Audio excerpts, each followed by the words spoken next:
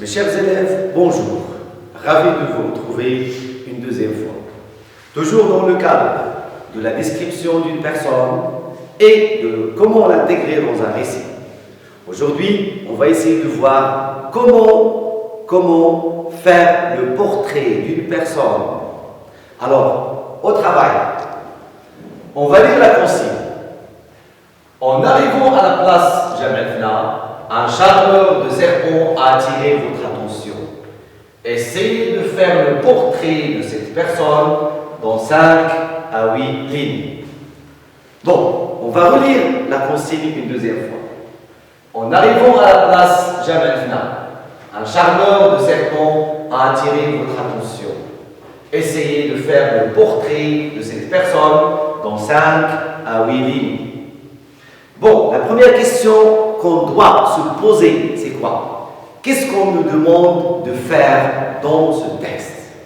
Alors, la première des choses, qu'est-ce qu'on nous demande de faire? On nous demande de faire le portrait. Alors, faire le portrait. Faire le portrait de qui? Le portrait d'un charmeur de serpent. Voilà, le charmeur de serpent. On va faire le portrait d'un charmeur de serpent. Pour faire le portrait d'un charmeur de serpent, de quoi on doit parler ici? Premièrement, on doit parler du portrait physique. Ensuite, le portrait vestimentaire. Et puis après, le portrait moral.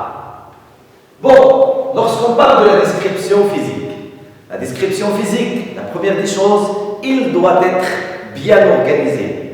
Comment organise-t-on la description physique d'une personne? La description physique doit être premièrement faite du haut en bas. Du haut en bas. Ça veut dire, lorsqu'on veut faire la description des parties du corps, on se focalise sur le visage, parce que le visage, c'est lui qui donne les traits d'une personne, pour mieux la décrire.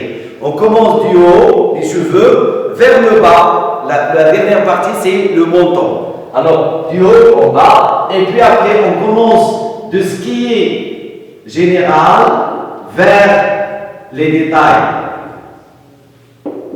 Ça veut dire, on commence par le visage, puis après les détails, les cheveux, les yeux, etc.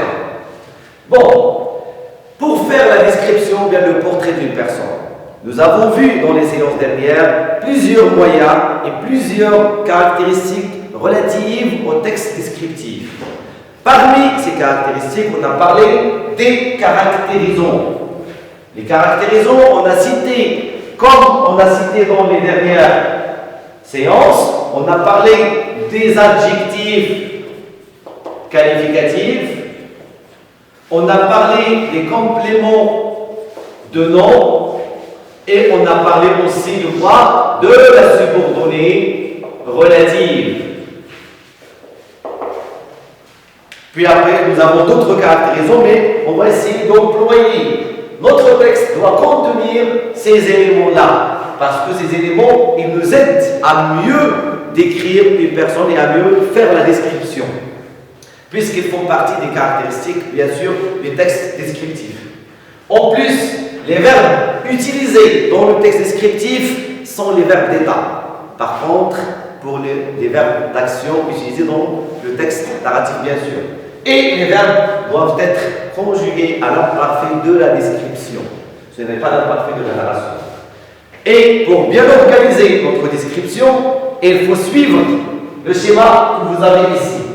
On commence par la description physique, on commence ensuite la description vestimentaire, et puis après, on termine par la description morale. Bon, regardons bien l'image du charmeur de serpent ici. Essayez de dégager comment, au niveau physique, comment est son visage. Alors, regardez bien. Son visage est ridé. Il est plein de rides. Ses cheveux, comment sont-ils? Est-ce que ce sont des cheveux noirs, des cheveux marrons? Non, voilà, ce sont des cheveux gris.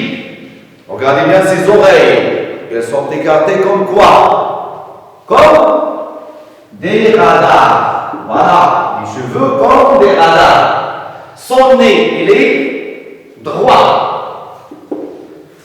La bouche, est-ce qu'il a des dents? Non. Alors, comment on va appeler la bouche? Est-ce qu'il est denté? Non, il est édenté. C'est une bouche édentée. Pourquoi il est édenté? C'est un vieil homme. Voilà, c'est un vieil homme. Les joues sont maigres. C'est un homme maigre. Voilà. Regardez bien toujours l'image. Le côté vestimentaire, qu'est-ce qu'il porte comme vêtement? Sa tête.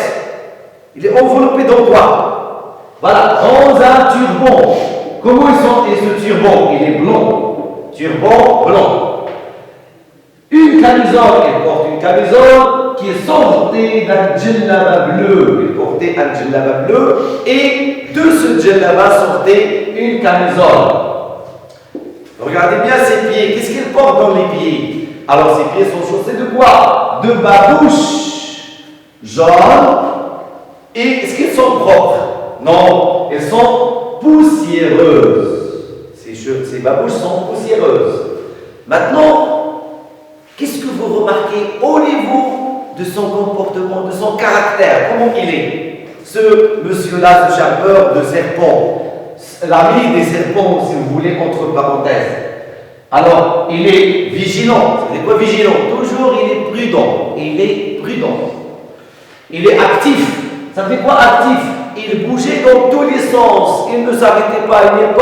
Il n'est pas stable. Il n'est pas fixé dans un coin. Il est bavard. Il parle beaucoup. Pourquoi? Il s'agit d'une halqa. Alors, dans la halqa, il faut toujours parler pour attirer l'attention des gens. Voilà. Ensuite, il est souriant. Il sourit aux gens qui viennent pour le regarder et pour admirer son spectacle. Et finalement, il est toujours attentif. Il est attentif. Voilà. Maintenant, je vais vous laisser un peu de temps pour utiliser ce que nous avons dégagé ici à partir de l'image dans un texte. Bien sûr, commencez dans votre texte par une introduction narrative, par la narration, puis après, vous faites la description physique, vestimentaire et morale de la personne, en utilisant bien sûr ce que vous avez ici, ce qu'on vient de dégager de notre consigne. Je vous accorde environ 10 minutes pour préparer votre texte. Bon,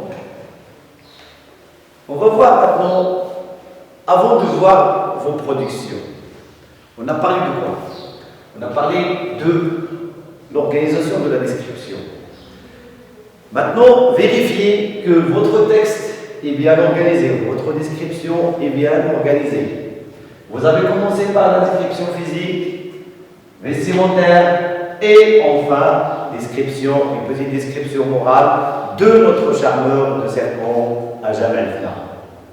Vous avez bien sûr visité Jabal Fna ou vous avez regardé une émission télévisée à Jabal Fna qui parle des charmeurs, des serpents, etc. Alors, nous avons un tas d'indications à utiliser. On doit premièrement commencer par un début. Le début de notre texte doit être narratif. On va voir avec votre production qu'est-ce que vous avez produit.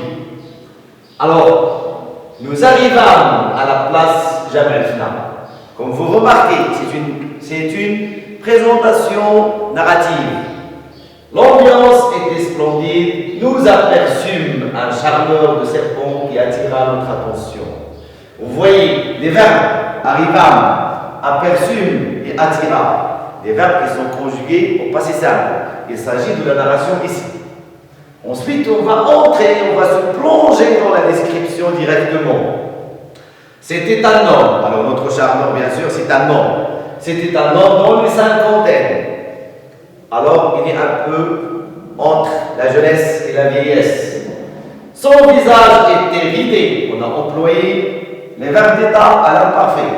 Ses cheveux gris étaient enveloppés dans un turban blanc. là, qu'est-ce qu'on a fait? On a essayé de mélanger un petit peu la description physique et la description vestimentaire. Ça donne plus de sens et plus de cohérence pour notre texte, pour ne pas séparer première partie physique, deuxième partie vestimentaire, troisième partie morale. On va se contenter de deux parties.